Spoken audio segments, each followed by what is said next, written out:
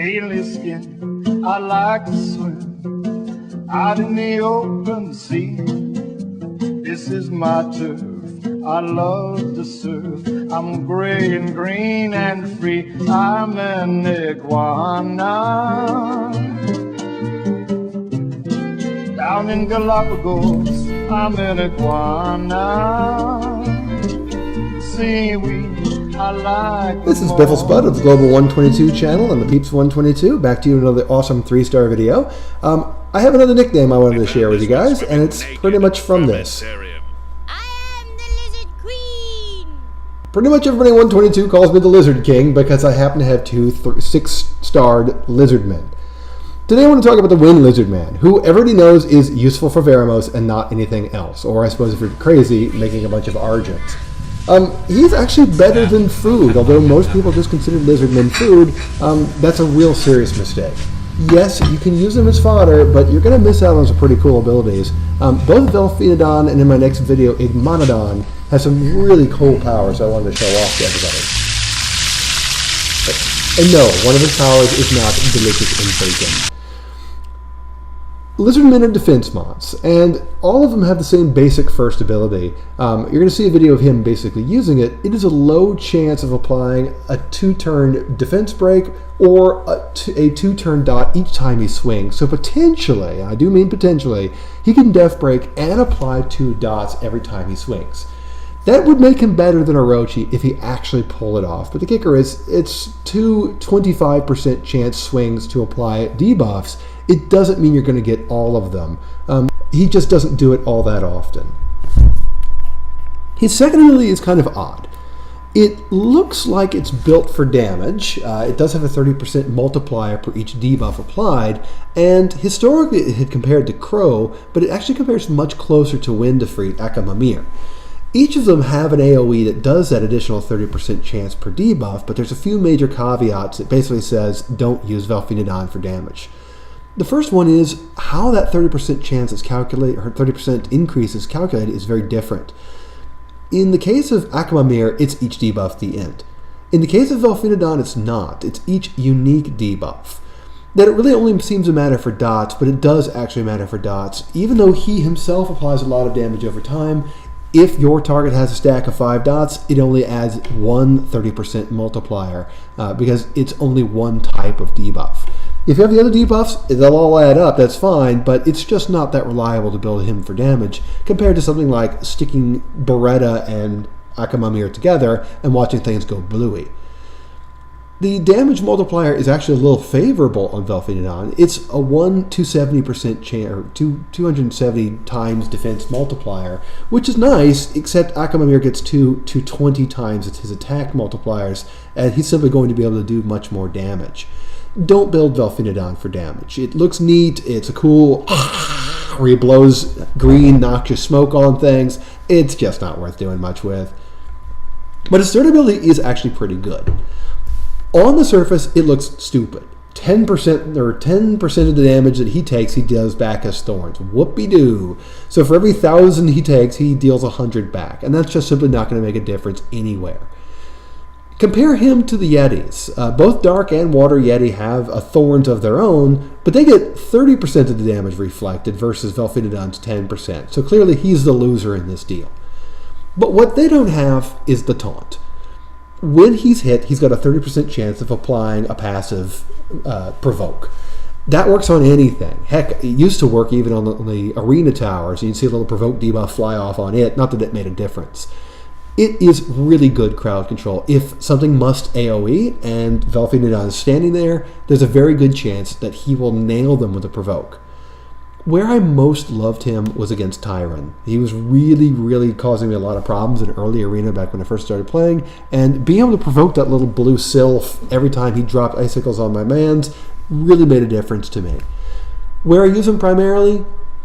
The Occult Girls. I don't have to use him there anymore, but he sure makes life easy, and I want to show off to you exactly how good he is, because they can't help but AoE. In fact, they're pretty much all built for that, and he can take the heat off of the rest of your party just by standing there and looking ugly, which is exactly what Velfinodon is good for.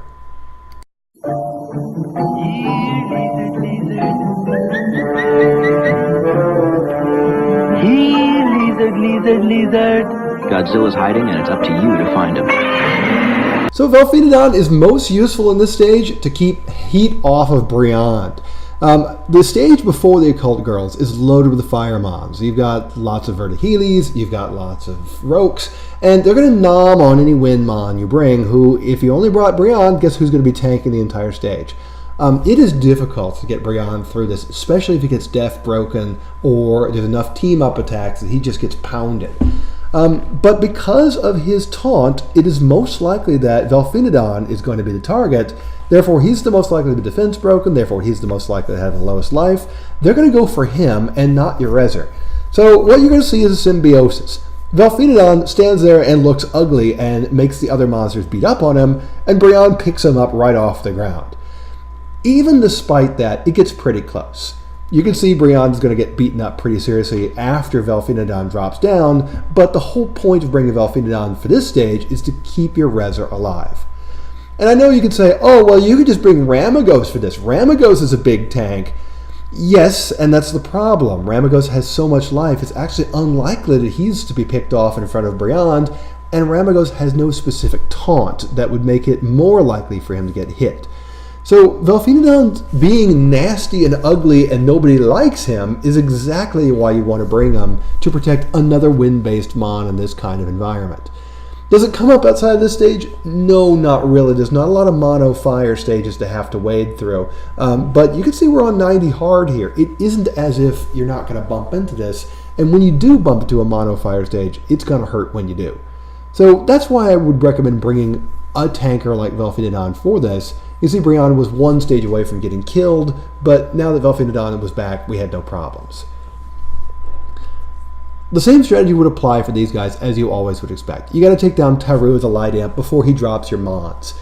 Having Emma along actually bought me quite a lot. It meant that I could buy off one of his nasty stabs because the shield took it and not the life pool of the monster that he was harpooning. For the most part, I didn't have a whole lot of success with Velfinodon against the imps, and it doesn't really matter. Your job is to kill these imps ASAP before they cause too much trouble.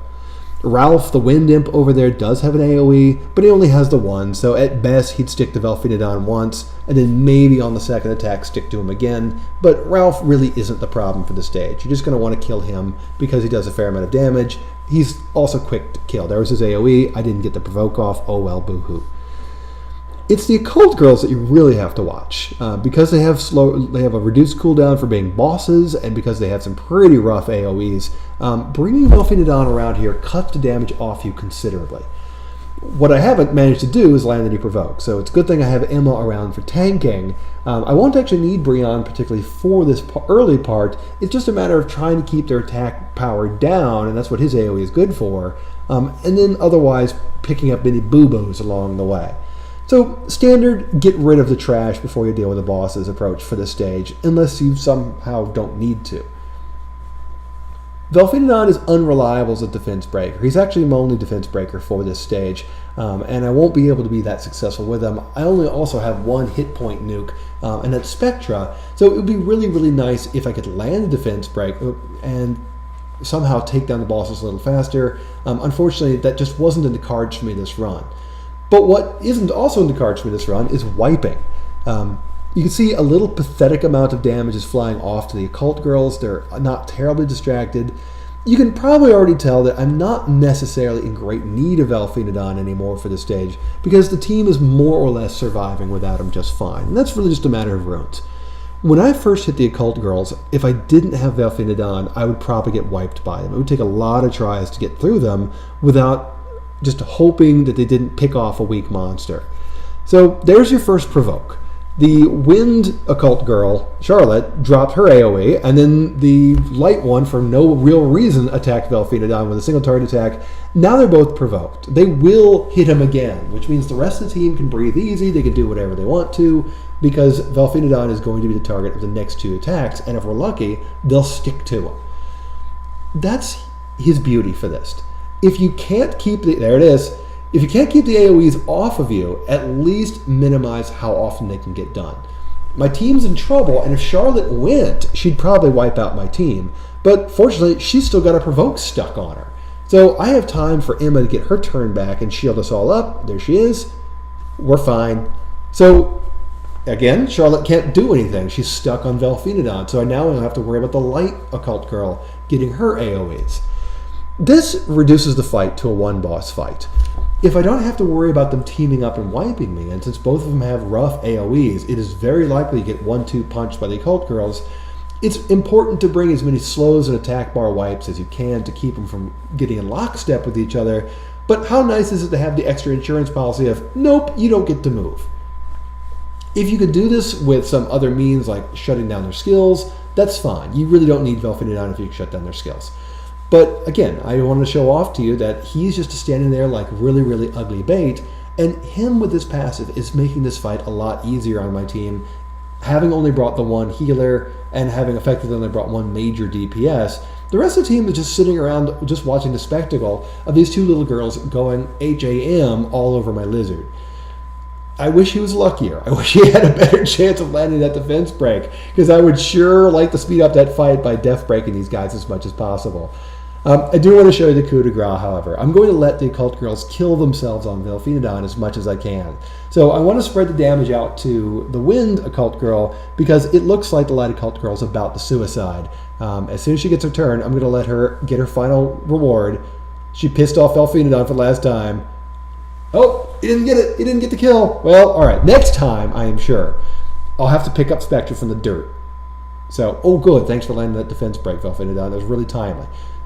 Picked up Spectra. Just trying to keep the Wind one busy now, because I'm pretty sure that the Light one's going to die on her next attack. Provokes the Lizard, and he kills. So let's take a look at Velfinodon himself. Velfinodon is a death-based monster with not particularly impressive stats. He's got less than 9,000 hit points. His defense isn't great either, so it's really hard to expect a lot of damage out of his S2 because his base def is low. He's got okay speed. He pretty much only needs a couple of things. Defense, hit points, resistance, and accuracy, because you're just not going to get too much more out of him than that. And he doesn't need a lot of speed, because all he's just going to do is sit around and take it. Because of that, I pretty much focused on, well, what can I do to get him his best bang out of his bucks? He already has a high base accuracy, so you don't really need focus runes, although I suppose you could use some if you absolutely require them. I would go for revenge as much as possible. 3 sets of revenge is optimal. I just went ahead and used 2 because I had so damn many endure runes, I might as well use the things. As you can see from the substats, I'm pretty much only going for resistance, accuracy, defense, and hit points. I went for def on all of his even slot runes, because why the heck not? And I got the hit points elsewhere. They're not bad runes, but because they're so slow, they're not really useful for very much else besides tanking. But since Velfinodon forces the whole tanky thing, it works out well in his favor. Like I said, if you can go for 3 revenge sets, that's great. 2 seems to work out pretty decently for counterattacking. That's pretty much all I've got for you on Velfinodon. He's a monster that, honestly, I don't really much use anymore. He's a monster I relied on very early on. Next time I do want to show you a monster I still do quite enjoy, and that's Igmanodon. It's a little bit longer on a video, so I didn't think it would be worthwhile to combine them both together, as we're already around the 14-minute mark. So I'll cut chase here. This is Biffle Spud of the Global 122 channel and Pizza 122, and I'll see you fairly shortly next time with another Lizardman video, and thanks for watching.